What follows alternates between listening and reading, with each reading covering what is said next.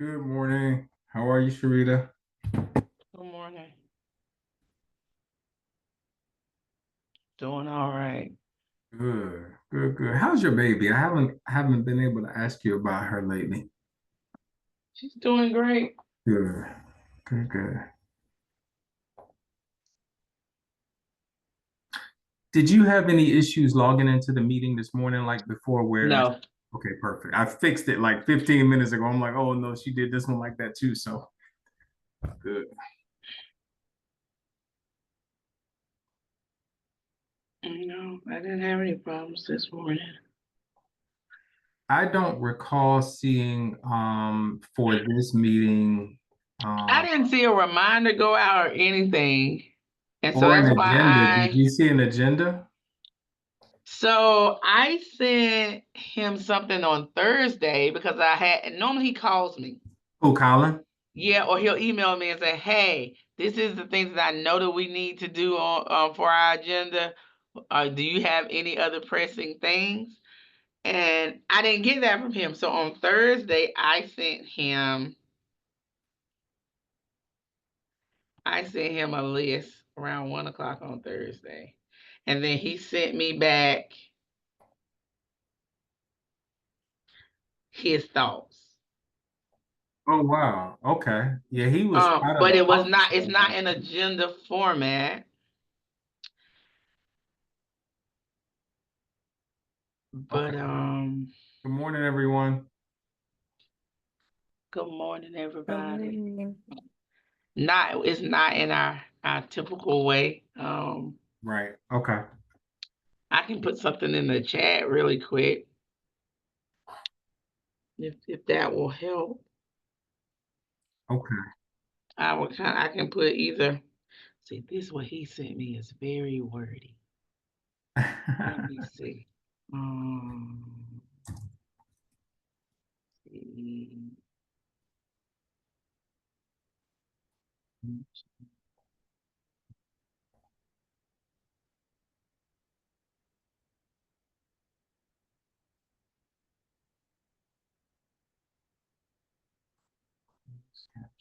Okay.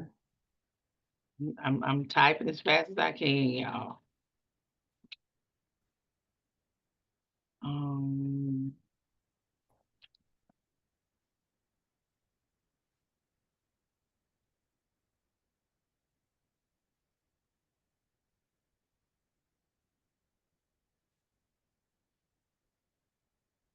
Good morning, everyone. Everyone that's just joining. Good morning. Good morning. We're gonna give another couple of minutes. This is a new Zoom link for everyone. And we did get a request, at least one request this morning for an update on that link. So I just want to give a couple minutes before we start to make sure oh, Colin, good, you're here. Just want to give a couple minutes before we get started to make sure that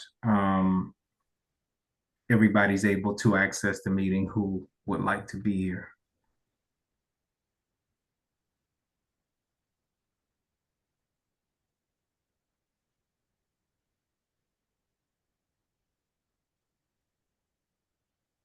Colin, I am in the process of quickly trying to type in our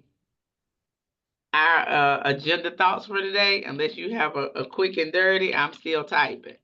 I would You're out. We can't hear you. I would just cut, you might be able to cut and paste it from the email and pop it in. It's really wordy though. I was trying to like. And then just delete delete after you cut and paste it. Or delete it and then cut and paste it.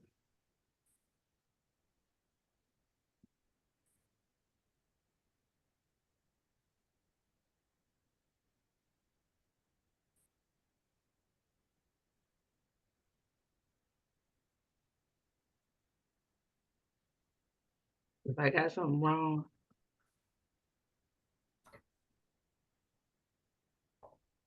let me know. Um,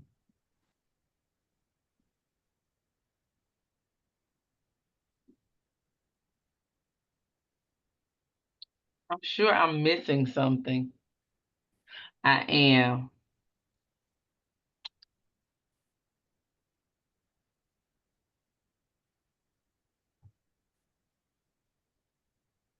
It's listed as number 7, but it probably should be one of the first things we do. Did we get in the minutes? I don't know. I don't I remember don't remember seeing any. seeing any. Russ sent out minutes, I believe. That was for HSAC. Oh, okay. Sorry. No, Angela is the secretary of this committee. Angela has been out of the office. Her dad passed away, I believe. So And the funeral was this weekend. So I'm not even sure if she'll be back today. Okay. I don't think so. Are we at quorum-ish? Not really. There's 9 of us, so we need what, 5? Well, there's 9, but there's some of them are our staff. No, I'm saying it's 9 people on the committee. Oh, yes, You've got yes. 5. You've So got we a need quorum. 5, right? Right. Yeah, you've got a quorum Okay. Yep. with you, Well, Jason, Russ, Helen, and Ebony. And Ebony, yeah. Mhm. Morning, Jason. good Hello, morning, everyone. everybody. Happy Monday. Yeah, happy Monday. I'm gonna call the meeting to order at 10:35 a.m. Is Nicole Lamb on? Did I see her? She is not. Okay, so we don't have an unsheltered numbers update for this morning unless Michelle joins us later, which is our typical fashion. We do not have minutes for this month, so we will approve minutes for. We didn't have a July meeting, Nope, we didn't. so we don't have any minutes. We would have had the June minutes, Okay. but I Okay. don't have those off the top of my head. So we'll We'll do review June's and- minutes in next month's meeting. Okay, so the next item we have on our agenda is policy and planning officers. So we're at that time of the year, you guys, where transitions can happen.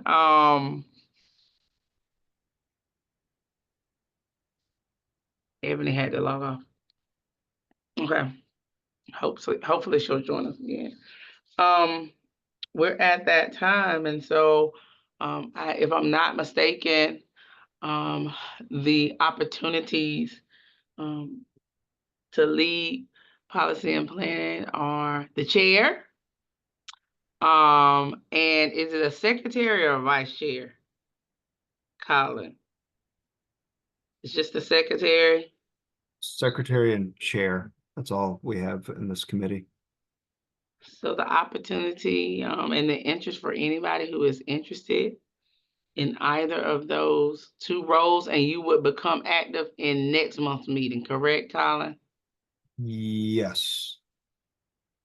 Yes, that's correct. Anyone who would want to do that. The doors and windows are open if anybody is so inclined. The chair would have to be an HSAC member. Secretary does not have to be an HSAC member, but has to be a member of the committee. And I don't know if Angela wants to remain as secretary or not, so I'm hesitant to speak on her behalf until we have a conversation. But I think we could at least know who's interested. Mm-hmm. Anybody interested? I don't see anybody jumping.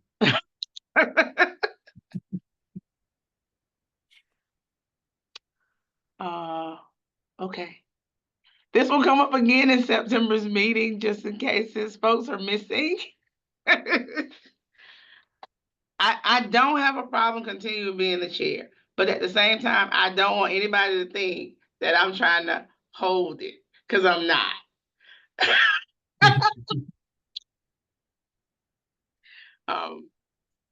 Fair enough. That's where it is. And if somebody is contemplating but a little hesitant, I I am always available to help, mentor, support, all of those things. Anybody who wants to take on the task of chairing policy and planning. Okay. I'll see a nomination for Sharita to be chair and Jason seconding a nomination for Sharita to be chair. Y'all ain't sick of me?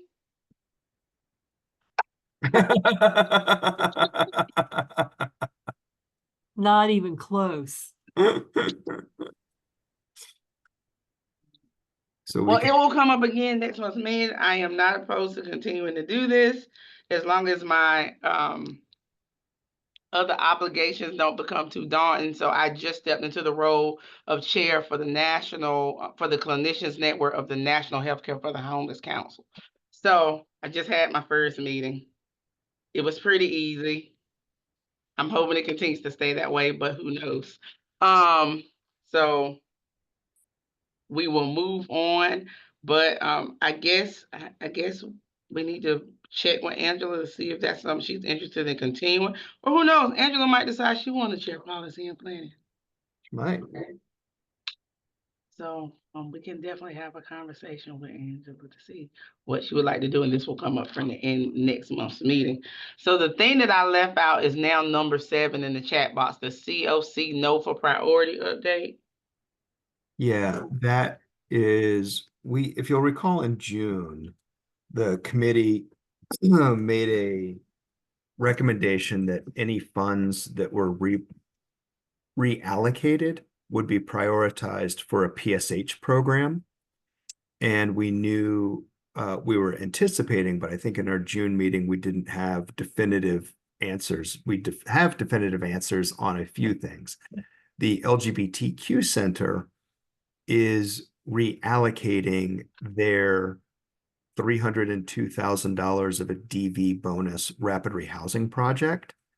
The hope was those funds could be repurposed into a PSH program. Well, since our June meeting and since LGBTQ Center reallocated their funds, HUD has released the NOFO. Part of that NOFO, the Notice of Funding Opportunity, has stated that any reallocated DV bonus funds must stay in DV bonus, in DV rapid rehousing. So we're in the process of trying to find folks to apply for a $302,000 rapid rehousing grant to prioritize households experiencing domestic violence, intimate partner violence. So we need to kind of address that and make that change official so that we can send out an email to folks. We as the lead agency have been reaching out and talking to folks to see if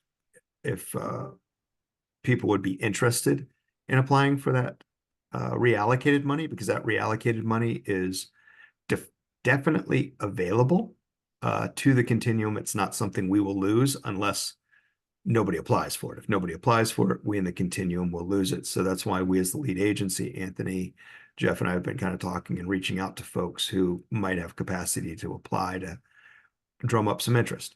With that being said, there is also a DV bonus project and a COC bonus project to see if we as a continuum score high enough and there's money available, those could come. So, we'll be trying to push people to throw applications in for those funding sources as well.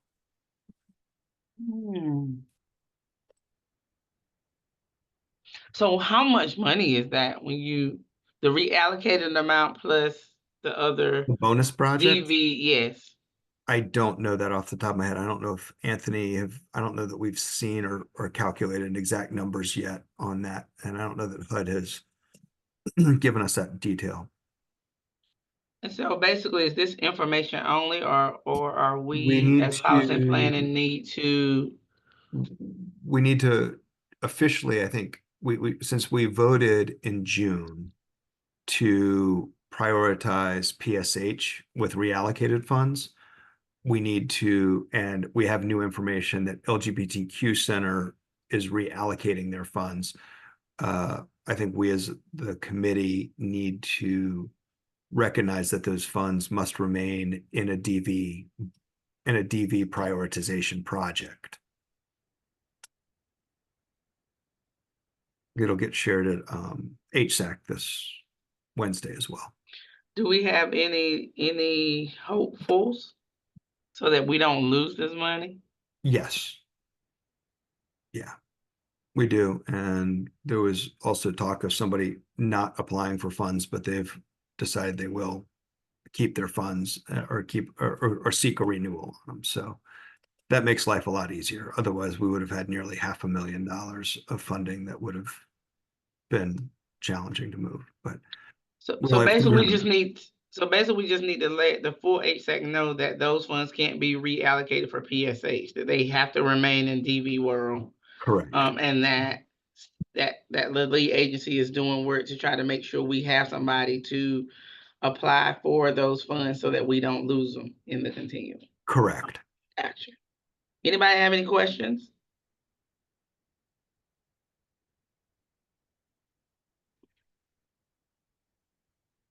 Okay. The next item on our agenda is Durham SOAR needs. And I know this was in my brain. Was this on my list, Colin? That was on your list. Anthony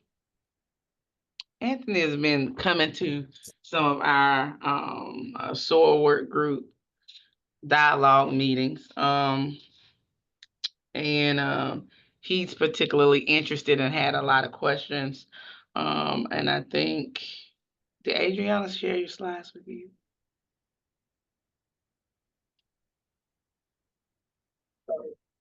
I think you're trying to talk to me, Anthony. I am trying to talk. I'm sorry. My mouse went to sleep and I couldn't get it to wake up. Yes, Adriana shared the slides and she also shared the slides were kind of more general, but she also shared the Durham specific progress that has been made. So we will be including some of that language in the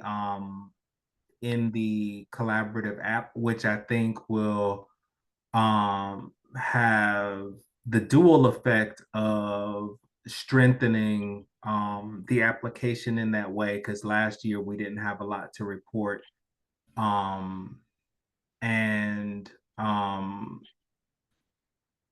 And also helping, a lot of us have been concerned about the linkage between reentry was a place where we did not score as high as we could last year. I think we've taken a few steps to do something with that. And then healthcare as well. So we'll be looking at all of that. And unfortunately, this morning, we don't have that stuff available yet, but we're hoping to get something out as early as tomorrow to the COC regarding the collaborative application. Gotcha. So what I will just add, as former chair for the Durham group, I'm no longer chairing that group, but I do participate in our calls, and probably as at this point, the longest active working SOAR worker in North Carolina. I want to bring to the forefront just the fact that so we do have some SOAR workers scattered out throughout our community. Some of them are very robustly engaged, some of them are not so much, but I think the biggest challenge that we have in our continuum is that we don't have any independent SOAR workers at our disposal. So every SOAR worker that's working is connected to an agency, and in order for them to take on a SOAR claim, the client has to be connected to that agency. They can't just assist them. And so this is one of the challenges that we're having. Some years ago, I did like a little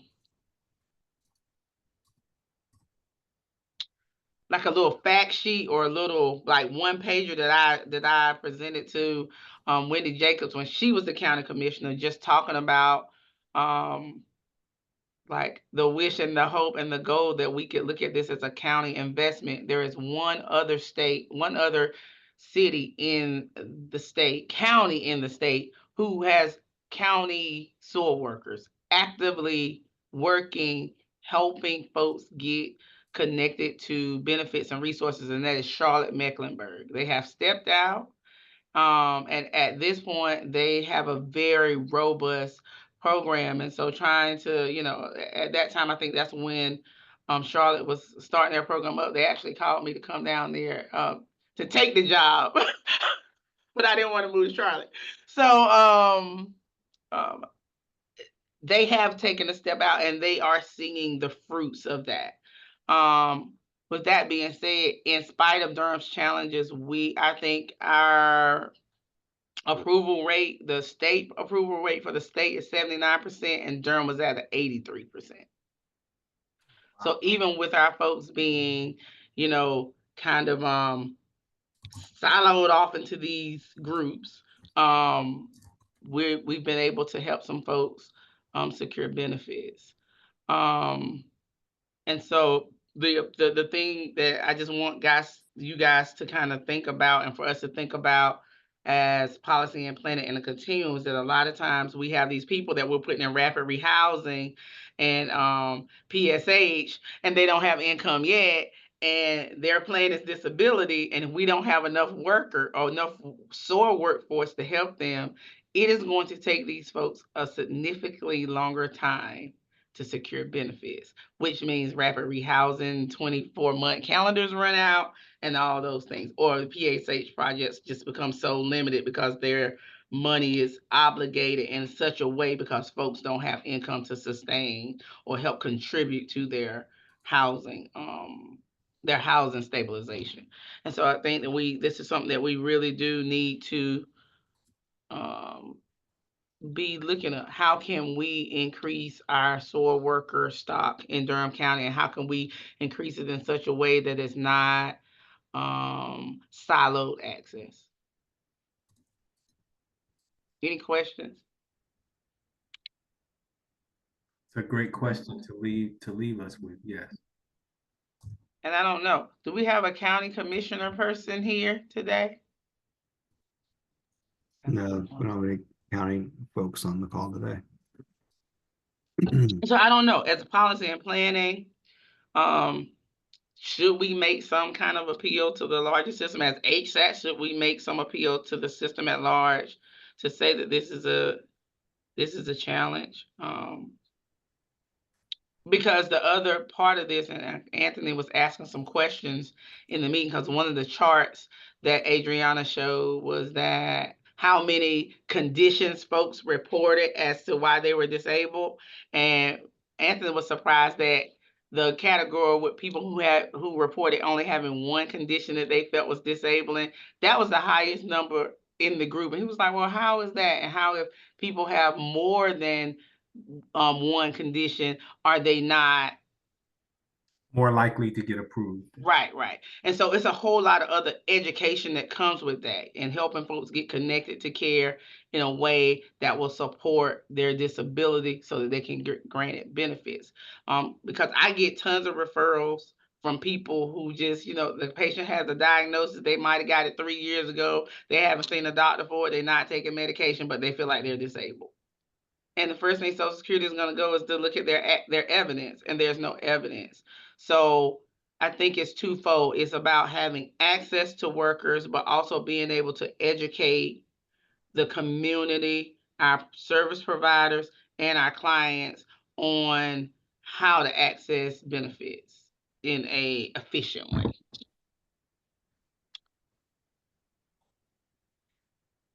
Okay, so that was my spiel on that. Sharita, are you suggesting it was an interesting thing that you said, that you've got people who are diagnosed with a disabling condition 3 years ago, but haven't done anything. No. They have a condition that they feel like is disabling, but they haven't done anything to treat it. Because you don't get disability based on the diagnosis. You get disability based on the functioning, your ability to function with that illness, with you doing everything that you can do to treat the illness. And that's the missing piece. So getting people to follow through with a treatment plan is the missing piece. And I think my question is, my understanding is the SOAR workers were there to sort of help people collect all the paperwork after and file the paperwork when people had been working through with the treatment plans. it sort of seems to me like case managers finding out about this should be working with the medical social workers and with the medical establishment to make sure that people are able to get connected to doctor's appointments. And then part of that housing plan, housing goal is, hey, did you make it to your doctor's appointment today? Hey, did you do this? That's That's part not of, happening. and I think I guess my question is, do we need SOAR workers who are doing this, or is this something case to be trained and expected to do in addition to, because we'll never have enough SOAR workers. Well, I mean, I think so. What that's beyond the SOAR worker filing paperwork. One of the big pieces of SOAR is that a SOAR worker takes all of this person's medical evidence, and we also do some interviewing things. Like there's some questions and information that we need to obtain from them, and sometimes third parties, about their life history and all of that. And so that all of that goes together to create what's called a medical summary report, which is like the final product of what the SOAR worker does. And basically the SOAR worker is giving Social Security like a snapshot life history of that person, right? Mm-hmm. So a case manager might not have all that information because they're not going to be looking at the medical records like that. But I think one of the first things that, when a case manager is talking to a client and the client says that they are disabled, the first question should be, are you connected to primary care? Because you need to even find out if that's realistic. Because for some folks, their condition is not disabling. It's Mm-hmm. just the fact that they haven't appropriately cared for their hypertension or their diabetes in a way. And if they just did that, they actually might be able to be able to function better and go to work, secure employment, and not need disability benefits. Sharita, I have a question for you. It may be a twofold question.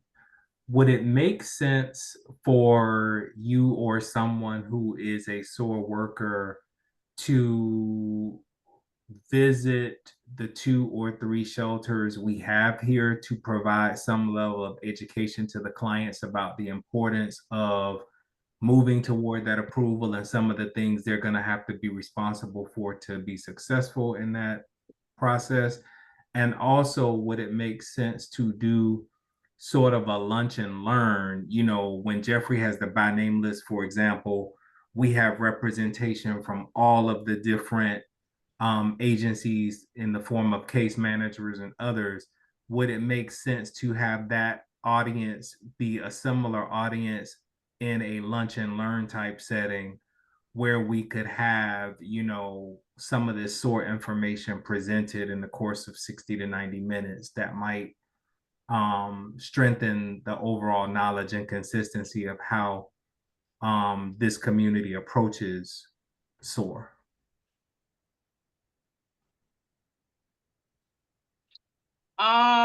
So I say yes. Prior to COVID, one of the tasks of the Durham Disabilities Work Group was to do community education. So we had created a training called a Disability 101 that we presented to lay people, that we've had a presentation even at Urban Ministries before for clients to educate them on. And of course the pandemic like tore everything apart. That would be a question to go back to Adriana as the chair now. And then she would have to figure out who would be willing to do it? help kind of bring all that stuff back. Okay. Because I definitely think there's a lot of education that needs to be had. Like I had a patient last week that the case manager told the patient to come see me. And I had talked to this patient before. And it was the same thing. The person wanted to apply. And what the limited information that they gave their case manager was that they were disabled. And that was like the main reason for their homelessness, right?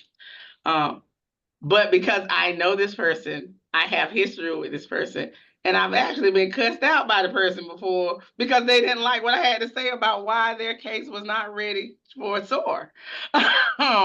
And so, of course, when we started engaging in this conversation and I started asking, well, what do you think your disabling conditions are? And who got you treatment for it? Of course, he said, like, I don't like you and get out.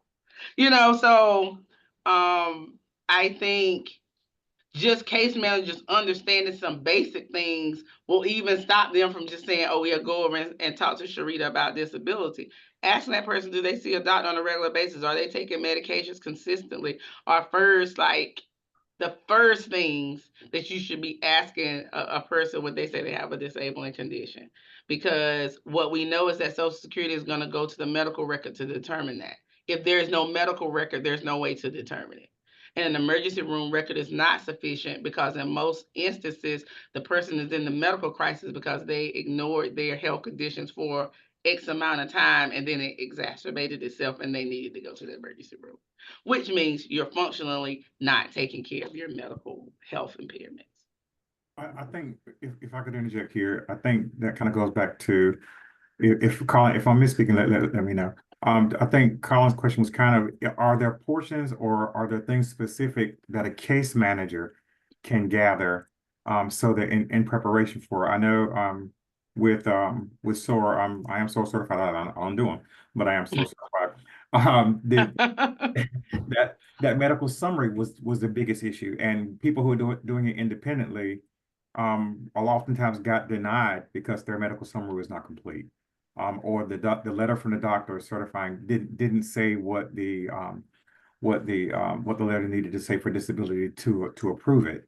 So are there questions that a case manager can gather prior to sending someone to you that would ease this process for you, or maybe even filter out some that maybe wouldn't be good candidates to come to you for disability? Because someone just saying they're disabled, it seems like you're getting a lot of people who actually, at least by Social Security standards, wouldn't be considered disabled. Are there some questions that a case manager could ask that could weed some of those out for you or ease the path for you when they come in? So this is the thing, like, I'm an educator by just nature. So I don't have a problem educating a person on the process, but willingness to hear and willingness to do, are the bigger challenges, right? But there can also be a lot of mitigating reasons why even the presentation is off. And in my year, I've been doing SOAR for 13 years. I can use any negative experience as a positive in a medical summary report to justify a person getting benefits just because I've done it for long enough. So I just made sure I document it. And, it may come to a point, even with this same person that I had the horrible experience, that their health conditions get so debilitating. You get what I'm saying? Like, we have no choice but to pursue SOAR because we know this is like imminent death for a person, right? And I do have cases like that where we take them, even though we have all of the red flags about the person not being compliant, but we have a plan on how we're going to talk about those things on their disability medical summary report. What you have to understand is that the medical summary report, that's not something that happens in every disability experience. That is specifically a SOAR created concept and idea. And then we have even embedded at Social Security and at the Disability Determination Services, we have people who specialize in taking our claims. Mhm. So, but I think, like what I said was, like, when a person says they feel like they're disabled, do they have a primary medical care? If they say no, getting them into primary medical care is key to it. And the patient might not even be thinking I'm disabled, but guess what? They can walk in the door and see me and see Dr. Himke, and we're like, that patient is disabled. You get what I'm saying? Like, it's not something they ask about, it's just somebody that becomes a part of our workup in our clinic on how we're gonna treat them. Me as a SOAR worker and some of our other SOAR workers is different because for me, I have access to the medical records. I can see Duke records. I can see anybody they see in Duke system. So I don't necessarily have to request records because I have access to them just by nature of the job that I do. But other SOAR workers actually have to be able to pull information from places they treated. So if the person says that they've had care previously, they say they came from another county or community, the SOAR worker helping that person kind of sort that information out, the case manager doing that could be helpful to a SOAR worker, because that's going to be one of the questions that the SOAR worker asks the patient as they start to dig through their health or mental health history, is who has treated you in the past. So helping a client maybe gather that information so that they can be able to present their history in a way that gives the SOAR worker somewhere to get records from would be, like an awesome question that a case manager could ask.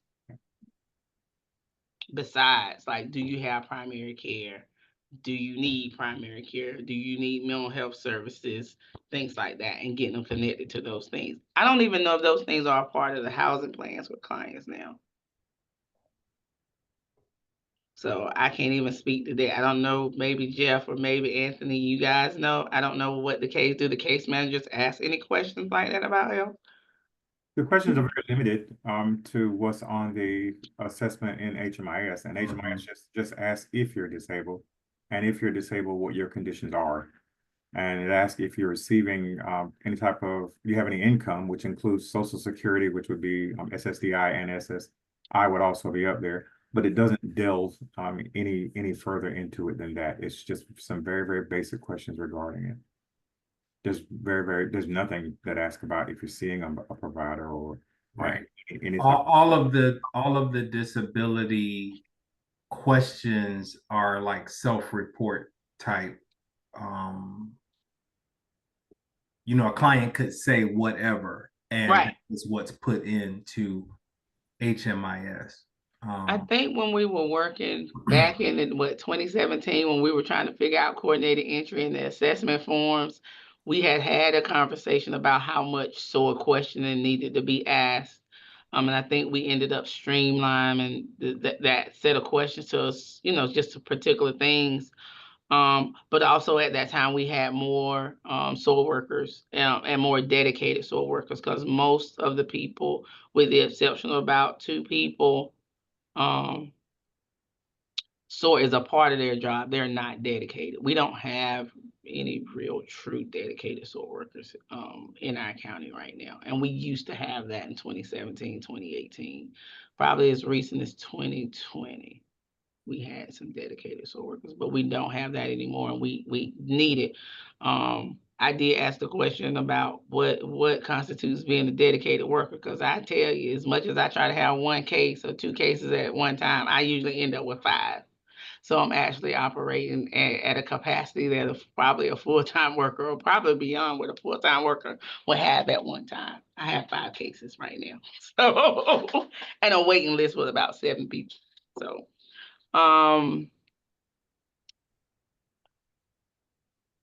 I think maybe us getting together, I think we did a SOAR presentation not too long ago, maybe last year.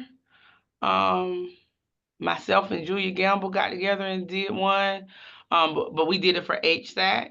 And so maybe trying to figure out how we can do one outside of HSAC might be a good idea. I see Sally's question about a brochure. I don't know, Sally. I can bring that back to the work group, because I don't chair the group anymore. It's done by Adriana with NCCH, but a lot of the people who used to be very active with the group, the whole makeup of the group is different now. And then I see some about asked several times about training for case managers around assessing healthcare. Can you elaborate on that a little bit more, Sally? Oh, just I think it's something that you and I and Julia have talked about, and we've offered to community development to do a training for case managers. I know that you and Julia did one for HSAC, but to have one targeted to case managers, around accessing healthcare, particularly primary care. Okay. So I don't know. if that's something that we feel like we need to do. And I don't know what the current setup for COC sponsored trainings for case managers. I don't know what that looks like. I know at one point Lloyd had a series going on and he had different topics. I guess was it monthly, Sally? Do you remember? I don't remember the timing, but yeah, there was a nice series of And so I training. don't know if we need to go back to that, and if we go back to that, maybe making healthcare access and maybe even one for SOAR might be a good idea. Yeah, I think that'd be great. And then if it's taped, then people who missed it could watch it. If you guys want to schedule it, I mean, if it's something that we could definitely help facilitate it. I don't know that we necessarily have to be the planners of it. I think you're the subject matter experts, Sharita, Sally. If you guys want to pick a date and do it, we're happy to set up the Zoom link and send it out to folks. You guys just tell us what day and time, and we'll blast it out to everybody and encourage all the case managers to attend. Just historically, case managers are not very good at turning out in huge numbers to these types of things. So there may need to be some personal conversations with executive directors and case managers that you all work with to strongly encourage them to show up. Because when we've done mandatory trainings in the past, we tend to get smaller than what I would expect in terms of turnouts. Colin, would it make sense to either piggyback on a by name list or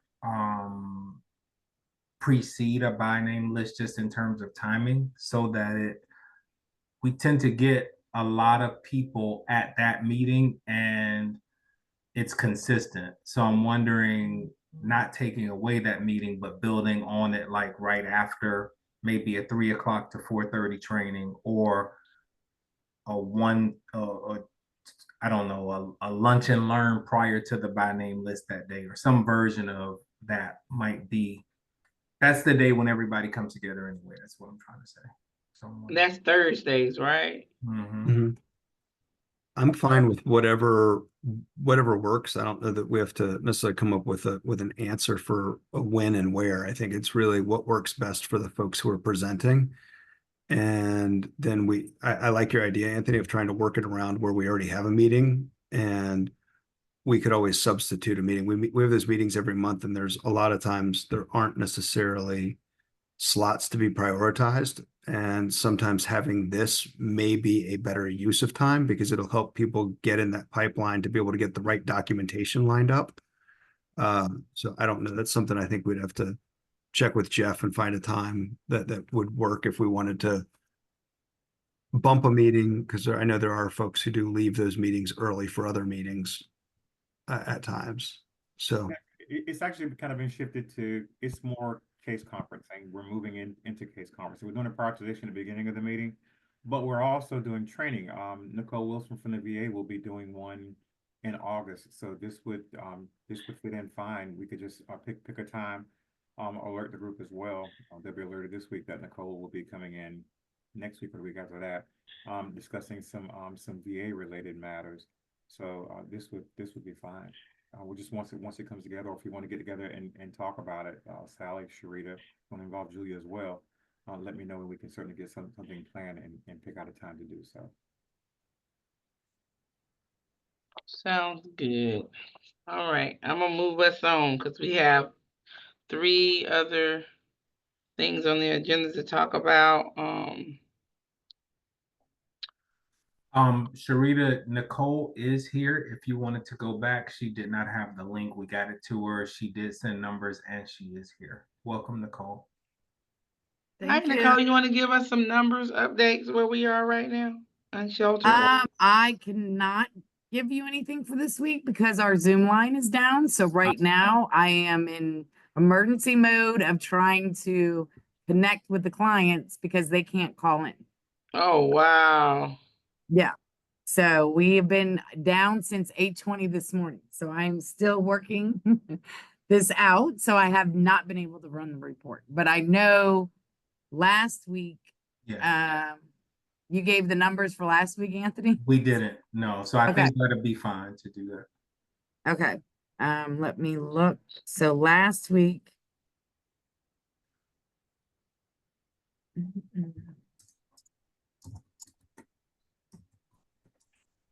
Last week we were at, so families was unsheltered were 32. And then there was 78 singles, that were unsheltered, and there was 35 families that were at risk. And there was 37, singles at risk. And we had last week, I know we were, you know, because for 2 Nicole, I'm weeks. sorry, can you say those numbers again, please? The families and singles at risk? Oh, the families, oh, you mean families at risk, correct? Yeah, 35. okay, And then the singles were 37. thank you. Yep. And then we started with the shelter. Last week they opened back up after the COVID outbreak for 2 weeks. So we did, if I looked at the numbers this morning, we had 12, 12, 6, and 7. So we had about almost 30 beds open last week. So there is some clients that did not show, but a lot of clients did. So they're now in shelter. We did have 2 family rooms that opened last week. So we got those 2 families in. So hopefully that will bring it down to 30 that are unsheltered. But you know, many families call right back. Well, many families call in, new families call in. So usually about 33 to 30 is what we're seeing for unsheltered families.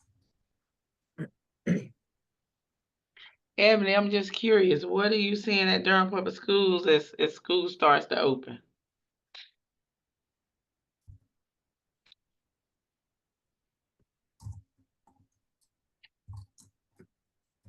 Ebony, are you there?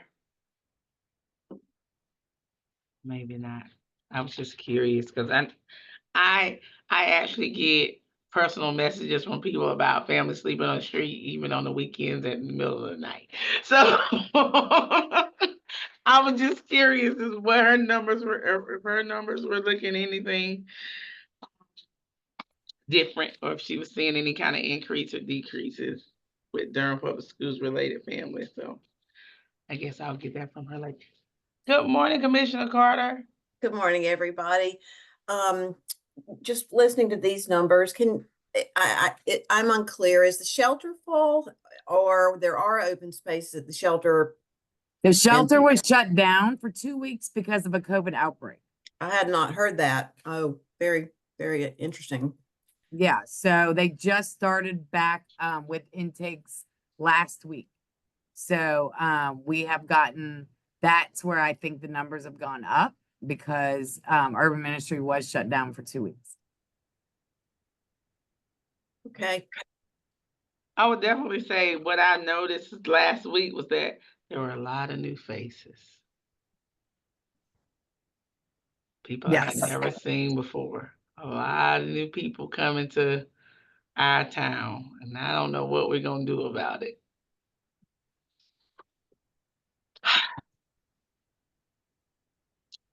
Okay, so we have 3 additional items on the agenda. Coordinated entry policies and procedures.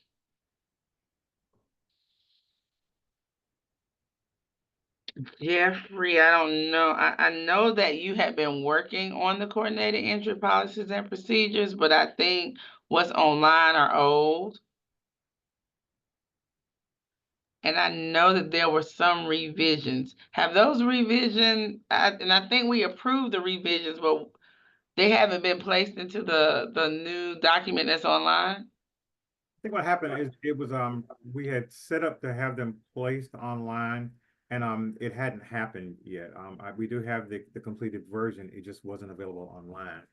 So, working with, within our department to get them uploaded so that they're available online as well.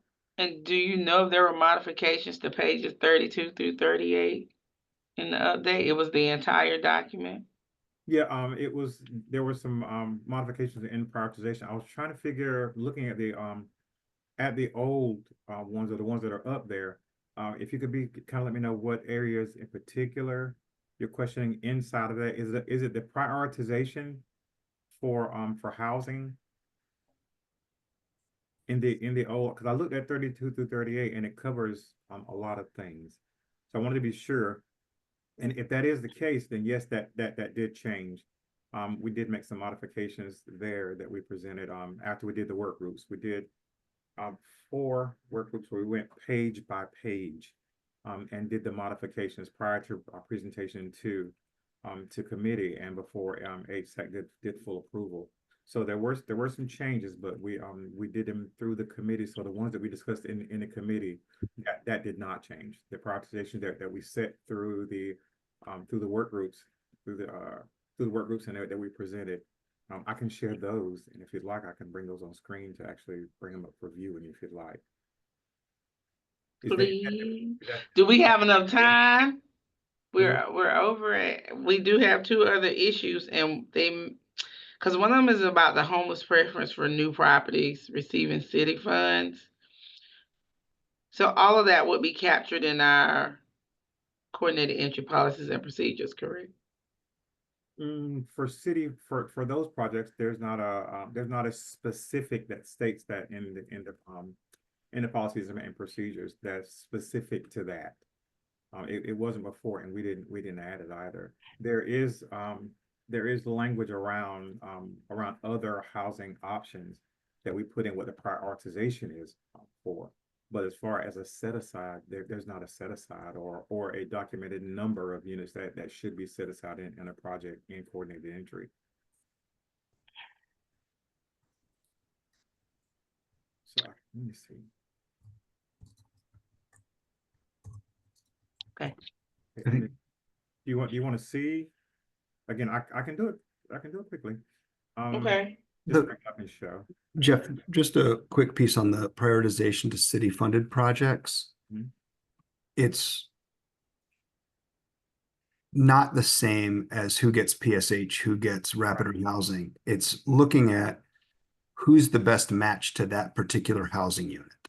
So it's sort of weighing, is there somebody who's in PSH who needs that unit?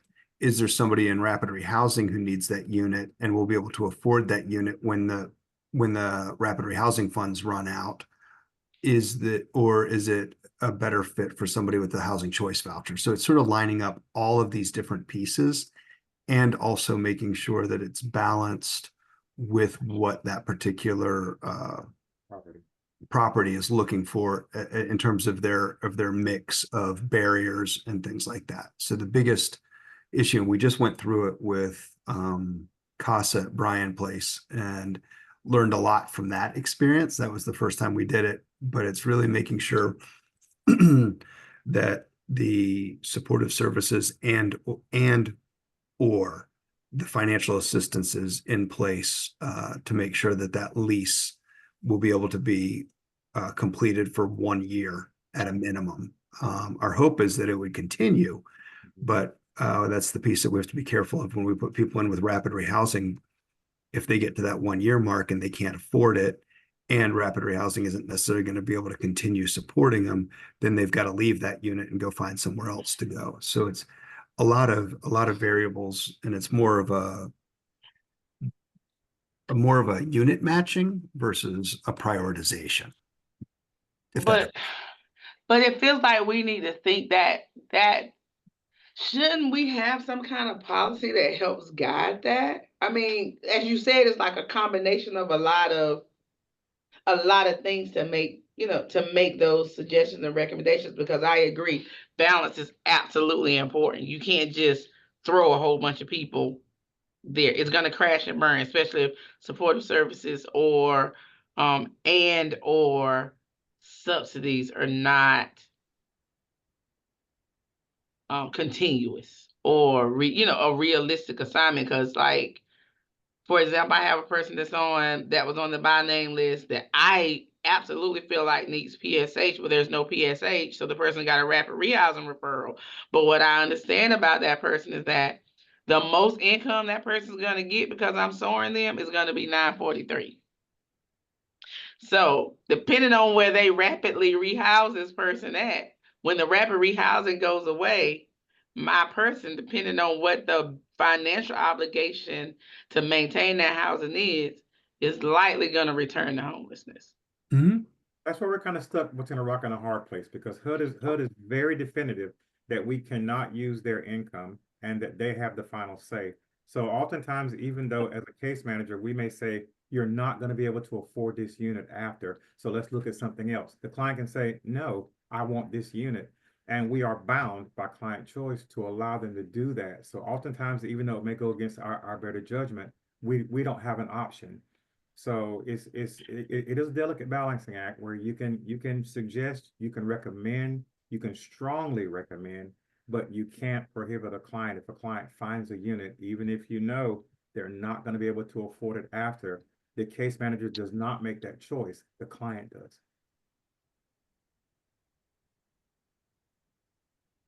There's no way around it. I hear what you're saying, but the folks at house, we have the come to Jesus meeting, and we talk about short-term versus long-term. And most of the time I can make that argument, but that also is dependent on relationship. You know, everybody doesn't have the best relationships with their case managers. You know what I'm saying? So it's tricky, especially when you show somebody something shiny and pretty that's unaffordable. And I get that, but I think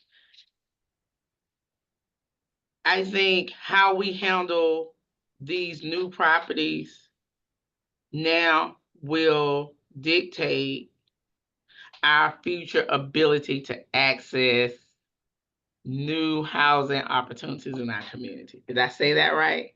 Do you get what I'm saying? If we don't do it well, then the next time that this comes up, and then the next property that comes up, the prior folks are gonna be like, oh, that was horrible. You don't want to do this anymore. You know, the whole landlord reason why we're doing landlord engagement and things like that. We just need to be mindful of that, because it's a partnership. And so we have to be responsible partners on our side just as much as we want them to be responsibly housing our folks, you know, and dealing with the fact that they might not be, you know, sometimes it's rough around the edges before it gets to a place where it's smooth. We have to do our part too, because that's how we really truly make it work and make Durham a place for everybody to be able to live and grow and develop and prosper. Is pretty much how we do this. We cannot just haphazardly just peg stuff in the hole, because we're gonna lose. And we don't want to lose. And we at this point we don't need to lose, and we can't afford to lose. Because we're in a, you know, folks are waiting a long time to get housed.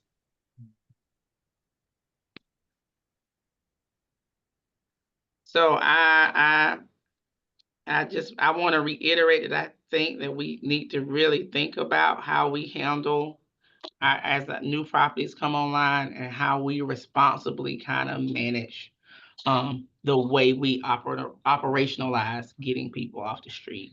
And ideally, because our ultimate goal is for housing to be, you know, one time, short, and non-reoccurring, we need to be making sure that we're following that vision that we have, that mission that we have in our community. So I just want to stress that. Before I share the screen, if that's still needed, Russ has his hand up, so I want to yield that first. Go ahead, Russ. Sure, and I apologize. I hope it's okay to speak. I think I'm rolling off exec, so I think this group becomes my new committee home. You may change your mind after I talk. Well, Just the real basic thing we need, and Colin knows I keep asking about this, but the city's community development department, affordable housing division, has been aware of what's in these RFPs for these projects for 4 years now. A number of us have been asking for at least 11 months, including up to the director of community development, to have that information for our planning purposes. I say that to say we need to know what's in these documents because it does relate very much to what you're saying. But it also helps us do some planning because I think Colin's right. We have situations where somebody could go in a rapid rehousing. We don't know how that's going to be funded afterward. But my sense is that if we have an actual plan and we can identify that we have these units available and we need some flexible subsidies, there has been some openness from different elected officials to exploring something like that for the future. But I think what it's going to take is getting that information that's been around for 4 years. And sorry to keep saying it that way, but it has been available for 4 years. We just don't seem to be able to get access to it and be able to do some of this planning so we can maximize these opportunities, because the original RFP was very vague and just said, essentially, will you work with the homeless system? It didn't commit to referrals coming from the homeless system. And so everyone could respond how they wished. And I think it varies a great deal, but we really kind of need that data in order to know what's in there, because there are some opportunities for us to do some really coordinated planning and maximizing of what we have that could address a lot of needs. I mean, some of you've heard me yammer on about one project I know of that H&H is tied to is going to have 27 units set aside for kind of folks coming through the homeless system, not including Target and Key that's also there. So a third of the units in the project will be available. Yeah, so I'll be quiet there. No, I mean, I think, I'm having these kind of conversations in other venues with other people that I keep joining all these housing groups on Facebook about Durham. So I get to have some conversation with a lot of unique people. And what I think that we don't do well is, I think, like, we've screamed affordable housing, and I think people in the community who need it have screamed it. And then I think our community, our elected officials and everything, they try to deliver on it, but we don't strategize around it. Like, so for example, we have units coming up at 30% AMI, 60% AMI, but without a subsidy, folks actually can't even get in them. And what we know in the homeless world is that there are no vouchers, right? So we have these units that we've been screaming for and that the community has been screaming for, but in many instances, the folks won't have access to them because they won't have enough income. So we think we're fixing the problem, but we're actually not, because we haven't checked all the boxes around it to actually make it work. Right, but again, that's why we need the data, because one of the gifts of this stuff being so old is that you have to start out with the rents you submitted. And in some cases, we're talking about 3-bedroom units in the 600 range. So they are affordable, very deeply affordable. We just need that info so we can plan. And again, there's. Well, I haven't seen the 3-bedroom unit in the 600 range yet, and I've been looking for it. Well, we really haven't seen much come online no, in all seriousness, we haven't seen much come online from the affordable housing bond funds that isn't tied to DHA's projects. The private pieces are just starting to come online, and so that's, I think, where we're gonna start seeing this. So I just don't know what pressure we can put on to get that information. Somebody told me we could do a FOIA request. That seems overly aggressive. Where does the data live? So the data, anyone who applied for the RFP, in RFP responses to the Affordable Housing Bond Fund money, we did one and then pulled it back and didn't complete it. So you had to answer those questions. So the percentage at each AMI should be in there. The rent amount should be in there. What statement they made regarding how you'll work with a homeless system. All of that should be, and the tenant selection plan should be available, Commissioner Carter. So, and part of, we're tied to a project that Self-Help and DHIC are working on, and they have expressed willingness to be kind of the pilot because they would have to also update tenant selection plans, which can take a while, based on the feedback that they get, because they also had to supply it, of course, to NCHFA and others. But tenant selection plans have to be submitted at the very beginning of the submission. So all of So that who should be the Who affordable has the housing. data then? I mean, Uh, why can't we have it? I don't know that there's a list that's where everything is. I've been trying to pull it together and because it's not in my wheelhouse. It's in multifamily. It's in other places. And these projects, when they start, might be called Farrington. And then by the end of because that's the road it happens to be on. And then by the end of the project, it has, the lofts at Southgate or whatever, and a whole new name and a whole new thing. And it's sort of, once the construction's done, it changes names and projects and all these pieces. There's lots of moving pieces throughout the project. And as Russ said, a lot of the affordable housing bond went to DHA. So a lot of the private money that's, in the, I want to say like $1 to $5 million little pots to private developers are just now starting to come online due to the pandemic delays and cost escalations, because when they applied for funding, interest rates were 2 or 3%. And by the time they actually got underway, interest rates were 6 and 7%, which created bigger gaps in needing to find stuff. So there's a lot of moving pieces in this.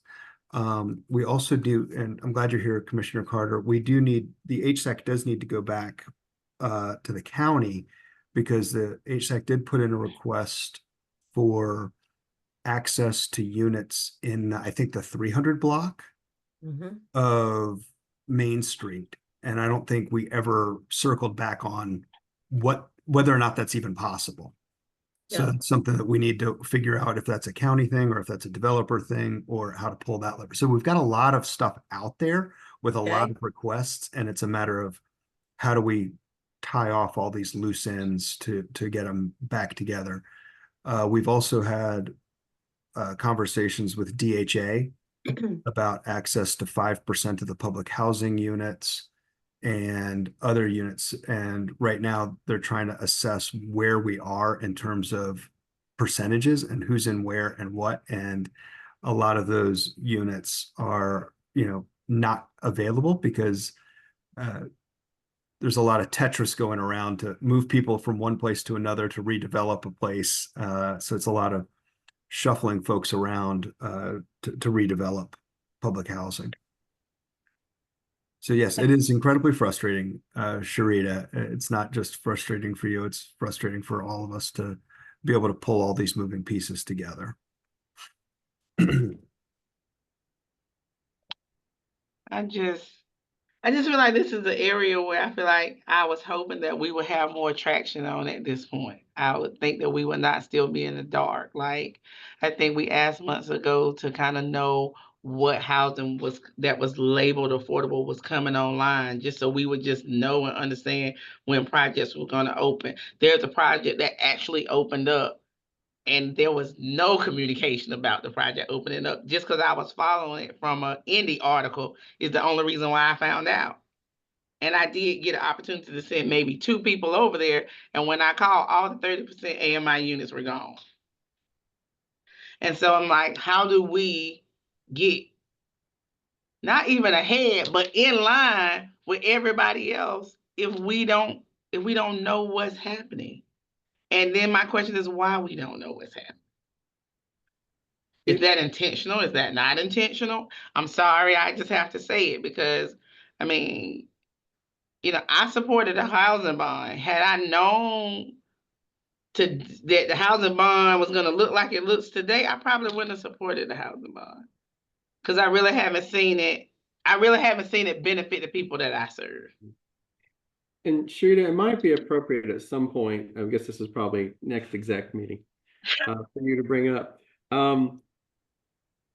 Since we're 3 or 4 years in on this, it does seem like maybe be appropriate for Reginald or somebody else from the city manager's office potentially to come and do a presentation. And I think we need to ask specific questions, because what we've had in the past is kind of the the marketing level pieces like that Moss and Ross helps with, and that's very helpful. But we really need this data, because even when we look at rapid rehousing, when a number of us have underspends because we couldn't find units for a long time because things are so expensive. If we know we've got landing spaces where people could be at $600 down the road, we can plan and do this. Absolutely.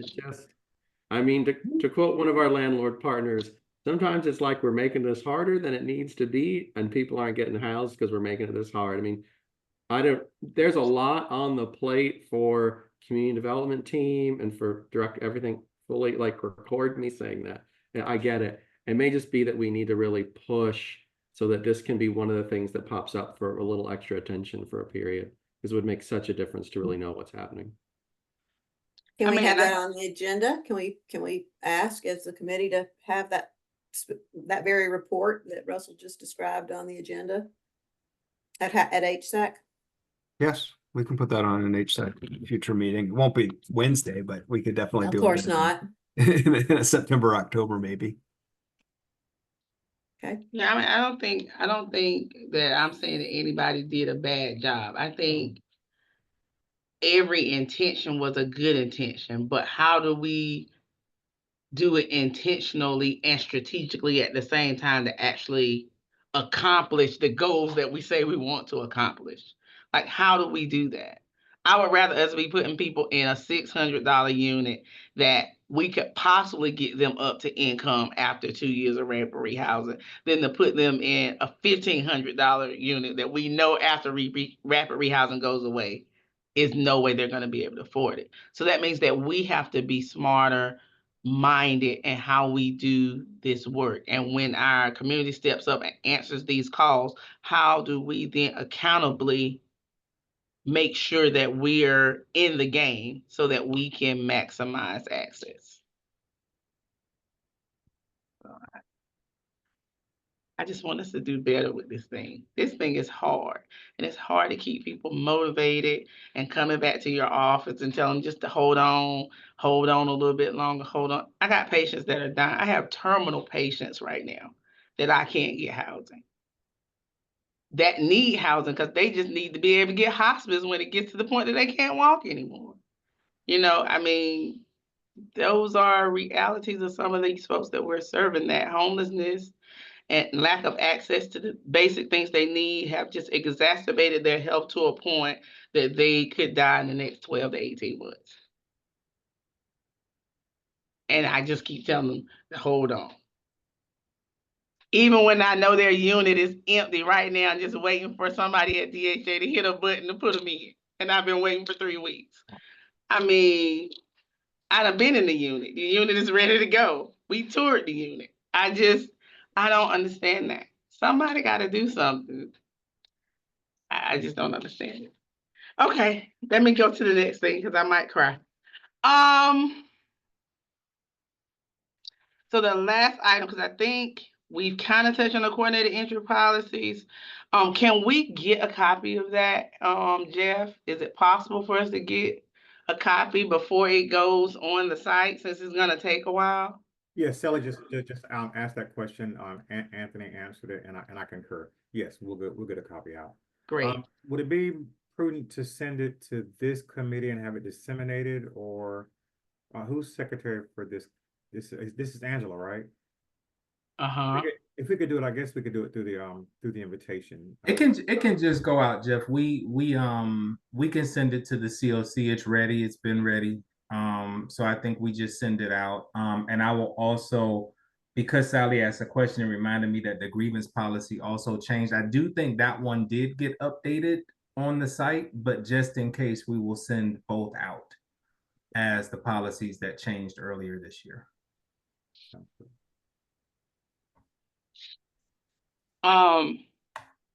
So it's 11:43, and I think we're due to end at 12. So the last thing on our agenda is an update on the modification of the 30-day emergency shelter bed. Jeff, is that you? Or is that you, You're muted, Anthony? Jeff. Yes. On the shelter prioritization, there was some question with that. Are we talking about the shelter's policy of people staying 30 days and then having to renew? Or are we referring to the prioritization going into shelter? Because both of those things are in play. As far as prioritization for access to shelter, we are in the process of modifying that, and there are two more sessions that we'll be having where we're talking with the providers, with the shelters themselves, and also with EPD and street outreach about how we do this and what the breakdown should be for the delineation of the beds. But the other piece, I think about the shelter 30-day, that's a completely different conversation. So So and maybe my thought came out wrong. So we had a couple meetings where we were talking about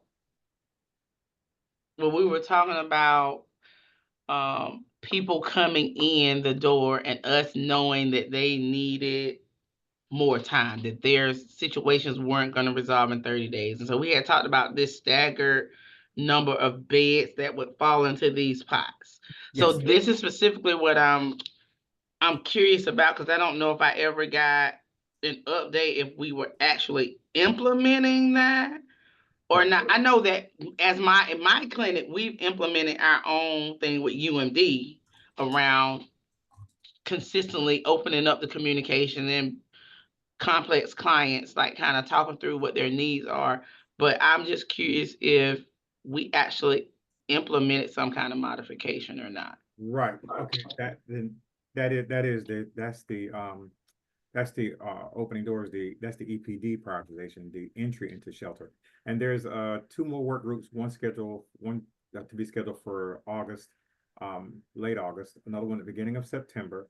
It would need to go here to policy and planning for approval, then to the HSAC as well. And right now the anticipated timeline is October 1st for actual implementation of it starting. But the invitations will go out again for the to the same group for the work group in late August, then the one in September as well, right after Labor Day. Okay. Does anybody have any questions about anything we have discussed? It's 11:46. And I do see a note in here. I don't know. I think it's maybe one of the staff. Keep in mind that the units that are set for 30% AMI have a fixed rent amount and don't adjust for a person's 30% of the person's income. Yep. I understand that. I don't think at the time of the housing bond, I understood that, but I do understand that now. Because I had people not qualified because they didn't have a subsidy. Yeah, it was just more of a, like, I know, Sharita, just more of a information for everyone, because it's easy to forget when you hear 30% AMI, 30% units, and so used to voucher talk where it's 30% of your income, but these don't translate the same way. Right. Does everybody understand that?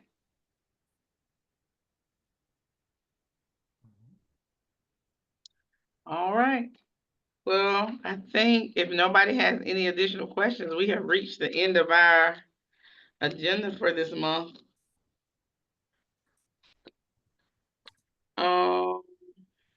Any announcements?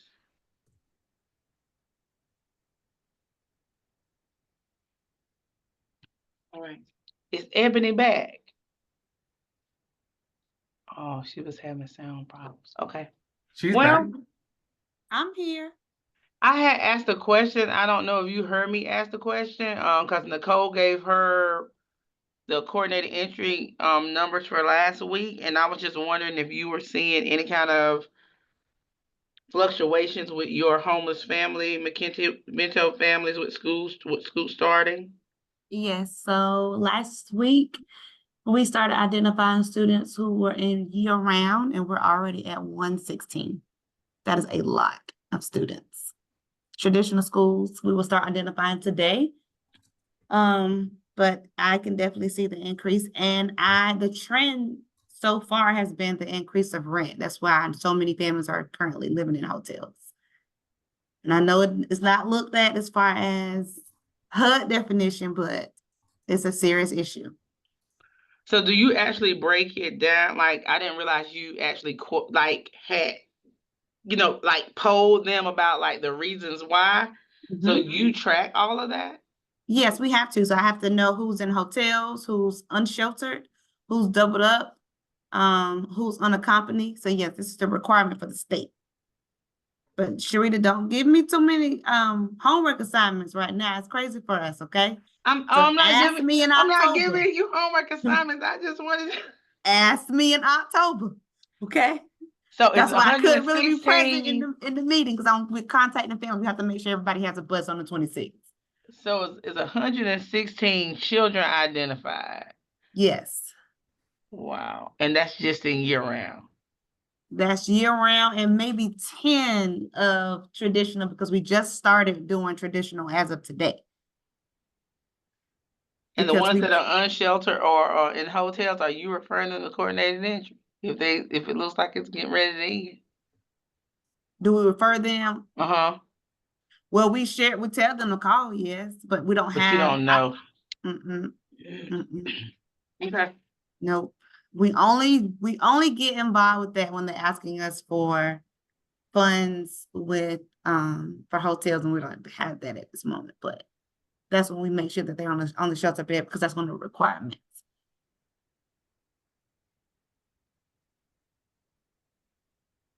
All right. Well, thank you very much. I just wanted to ask. Don't be surprised if I ask you next month. October, Sharita. Oh, I can't ask you to October. October. Yes, ma'am. If I'm the chair in October, I can't ask you to October. Okay. Yes. All right. All right, guys. I will entertain a motion to adjourn.